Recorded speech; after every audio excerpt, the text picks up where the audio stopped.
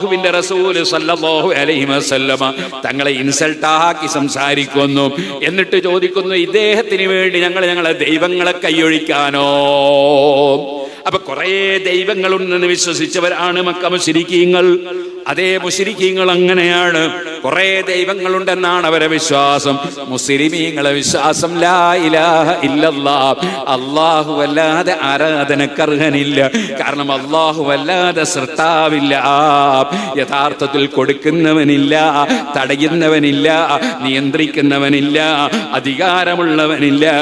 അല്ലാഹു മാത്രമേ മുൻഫരിദും ബിൽ ഖൽഖി വത്തദ്ബീരി ജല്ല അനിസബിഹി വന്നദീരി.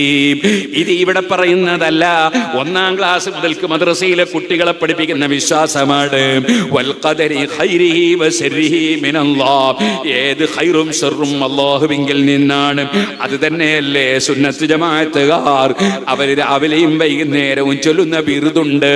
ബിർദുൽ ലത്തീഫ് അബ്ദുല്ലാഹിൽ ഹദ്ദാദ് തങ്ങൾ പതിവാക്കി തന്നതാണ്. അത് അല്ലാഹുവിന്റെ റസൂൽ പതിവാക്കിയ ദിക്റുകളാണ്.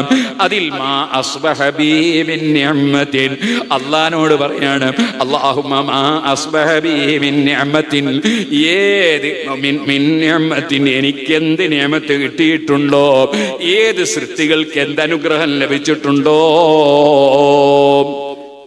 ഏത് സൃഷ്ടികൾക്ക് എന്ത് നിഅമത്ത് കിട്ടിയിട്ടുണ്ടോ, ഫമിൻക വഹ്ദക ലാ ശരീക ലക്, അത് അല്ലാഹുവേ നിന്നിൽ നിന്ന് മാത്രമാണ്, നിന്നിൽ നിന്നല്ലാതെ ഒന്നും ഇവിടെ കിട്ടിയിട്ടില്ല, കിട്ടൂല. നീ ഏകനാണ്, നിനക്കൊരു കൂറുകാരനുമില്ല, പങ്കുകാരനില്ല. സുഹൃത്തുക്കളെ, അതേ സമയത്ത് അബൂജഹലോ അല്ലാഹ് പറയുന്ന ജഅലൂ ലില്ലാഹി ശുറകാ, അവർ പടച്ച റബ്ബിനെ കൂറുകാരുണ്ടെന്ന് വിശ്വസിച്ചു, പടച്ച റബ്ബിന് പാർട്ണർമാരുണ്ടെന്ന് വിശ്വസിച്ചു, അധികാരത്തിൽ കൂറുകാരുണ്ടെന്ന് വിശ്വസിച്ചു. അതുകൊണ്ട് റബ്ബ് പറയുന്നു, ലൈസ ലഹു ശരീകുൻ ഫിൽ മുൽക്ക്, അല്ലാഹുവിന് അധികാരത്തിൽ കൂറുകാരനില്ല, ഒരാൾക്കും ഇവിടെ അധികാരമില്ല എന്ന് പറഞ്ഞാൽ ആർക്കെന്ത് അധികാരമുണ്ടോ അത് റബ്ബ് അപ്പോൾ കൊടുക്കുന്നതല്ലാതെ ഒരാൾക്കും ഒരധികാരവുമില്ല. ഇവിടെ ഏത് പ്ലെയിന് നിയന്ത്രിക്കുന്ന പൈലറ്റ് ഉണ്ടോ അപ്പോൾ അല്ലാഹു കൊടുക്കുന്ന നിയന്ത്രണമല്ലാതെ ഒരു പൈലറ്റിനും നിയന്ത്രിക്കാൻ കഴിയില്ല, ഒരാൾക്കും കഴിയില്ല. എല്ലാ നിയന്ത്രണവും അല്ലാഹുവിനാണ്, എല്ലാ അധികാരവും അല്ലാഹുവിനാണ്. അല്ലാഹുവിനല്ലാതെ ഒന്നുമില്ല. നിമിത്തങ്ങളായി പലതുമുണ്ടെന്നല്ലാതെ സർവസ്വവും അല്ലാഹുവിങ്കലാണ്. ഫമിൻക വഹദക ലാ ശരീക ലക് ഫലകൽ ഹംദു വലക ശുക്റു അലാ ദാലിക്, ആ വകയിൽ എല്ലാ നിലക്കും തന്നെ സർവസ്തുതിയും നിനക്കാണ് അല്ലാഹ്. വലക ശുക്റു, നിനക്കാണ് നന്ദി അല്ലാഹ്, നീ അല്ലാതെ കൊടുക്കുന്നവനില്ല. ഇത് തന്നെ ഹദ്ദാദ് റാത്തീബിലും ചൊല്ലുന്നു, ബിസ്മില്ലാഹ് വൽഹംദുലില്ലാഹ് അൽ ഖൈറു വസ്സർറു ബിമശീഅത്തില്ലാഹ്. ഖൈറും ശർറും അല്ലാഹ് ഉദ്ദേശിച്ചുകൊണ്ടല്ലാതെ ഇവിടെ ആർക്കും ഒന്നും കിട്ടുന്നില്ല.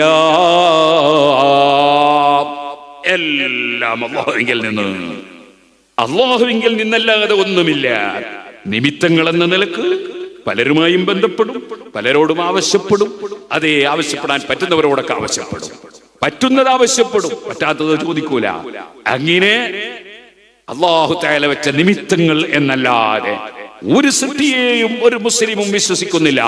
ഇത് നന്നായി മനസ്സിലാക്കണം. ഞാൻ ഈ അടുത്ത് നാദാപുരത്ത് വന്ന് പാട്ടുപാടിയ ഒരാളുടെ പ്രസംഗം കേട്ടു. നിമ്പർമെന്നാണ് തോന്നുന്നു, പച്ച മലയാളത്തിൽ ഒത്തുപോതിയിട്ട് ജനങ്ങളെ നിസ്കാരം തീർത്തും ബാത്തിലാക്കുകയാണ്. അയാൾ വലിയ സൽക്കർമാന്ന് വിചാരിച്ചു, അന്നഹും യുഹ്സിനൂന സുൻആ, നല്ല പണിയാന്ന് വിചാരിച്ച് ചെയ്യാണ്.